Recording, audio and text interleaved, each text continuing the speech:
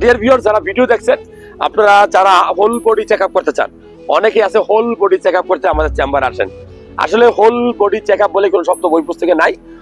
কিছু প্রাথমিক check up আছে যেগুলো করলে আপনার শরীর বা দেহ সম্পর্কে আপনি একটা ভালো ধারণা পাবেন। যেমন সিবিসি টেস্ট করলে আপনার রক্তের পরিমাণ, রক্তে ইনফেকশন আছে কিনা বুঝতে পারবেন।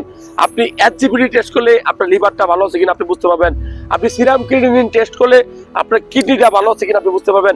একটা আল্ট্রাসাউন্ড করলে কি আপনার কিডনিতে পাথর, পিত্তথলিতে পাথর, লিভারে চর্বি জমলো কিনা, এই অর্থাৎ পেটের ভিতরে কোনো টিউমার আছে কিনা, এই সকল ধারণা পাবেন। আপনি যদি আরবিএস টেস্ট করেন, রক্তের ভিতরে কোনো ডায়াবেটিস লক্ষণ আছে বুঝতে পারবেন। একটা ইসিজি যদি আপনি করেন, আপনার হার্ট ভালো আছে কিনা বুঝতে পারবেন।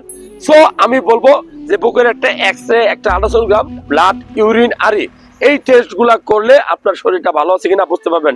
বিশেষ করে যাদের বয়স 40 পার হয়েছে এবং যারা প্রবাসী ভাই, মনে রাখবেন এই রিপোর্ট গুলা করলে আপনি একটা পূর্ণাঙ্গ ধারণ পাবেন আপনার শরীরটা কেমন আছে।